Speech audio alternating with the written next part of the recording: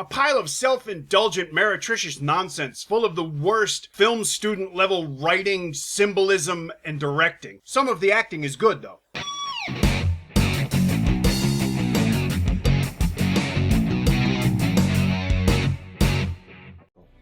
喺呢個世界裏邊，尋尋覓覓咁去揾翻佢哋嘅另一半。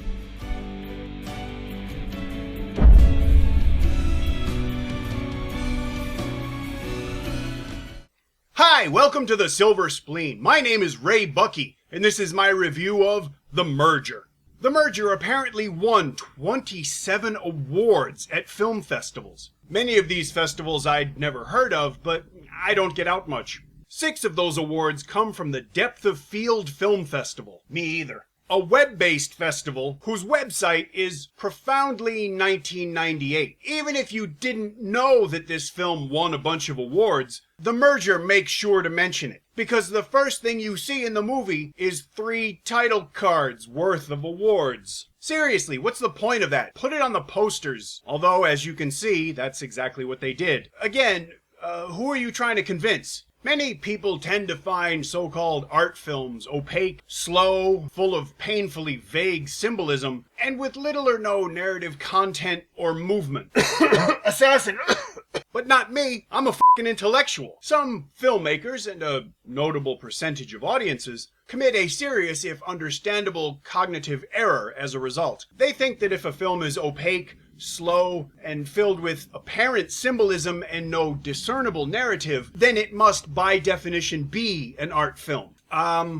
No. The Merger has huge artistic pretensions. And I do mean pretensions. It wants to be an art film so badly they probably tried to give out French cigarettes with the tickets. It's the story of a troubled young woman's life and death. I'm not spoiling anything, and besides, no one's gonna watch this movie anyway. I think one reason the film did well with overseas festivals has to do with Orientalist pandering and cultural ignorance. When I say that, I don't mean ignorance in the pejorative sense as much as a state of not knowing. China, in fact all of Asia, is usually represented in Western film through the use of certain recycled cinematic cues. Traditional music, traditional clothes, and traditional transportation. Foreigners seem to like their Orient with a patina of dust and age.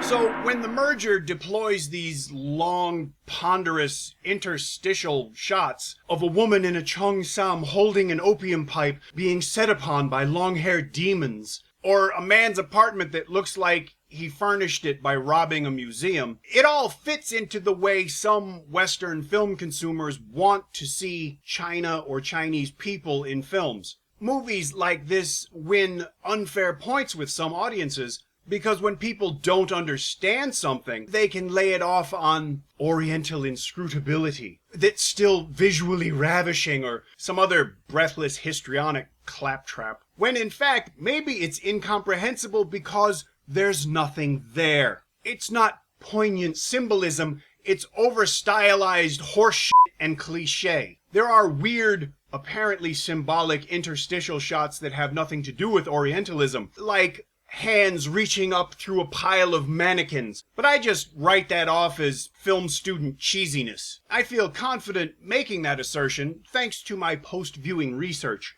I discovered that the film was written by the main actress, whose prior film credits include Dennis Law's Vampire Warriors. So it's no coincidence, to me at least, that the film is a solipsistic meander through the trials and tribulations of a young, tortured woman's life. And, it's obvious that it's written by someone perhaps a little too close to the subject to get any good perspective on it. When a teacher says, "I just want you to become a nice girl," it's hard to take it seriously because it's delivered as post-coital pillow talk. It's also hard to take characters seriously when they're portrayed by people who are visibly too old to play the role. It's hard to take them seriously when they do things that no human with 2 brain cells to rub together would ever do. It's hard because everybody in this movie is wearing painfully obvious makeup. It's hard to take a movie even remotely seriously when Wilson Chin shows up at a promotional event. Now that's an assurance of quality. Speaking of which, The Merger is probably going to be 3 for $100 on DVD in about a week, if it even makes it to DVD. Don't hold your breath. It's fairly obvious that I didn't enjoy this movie, and I don't think you will either. And I'm sure some people are going to say, I just don't understand it because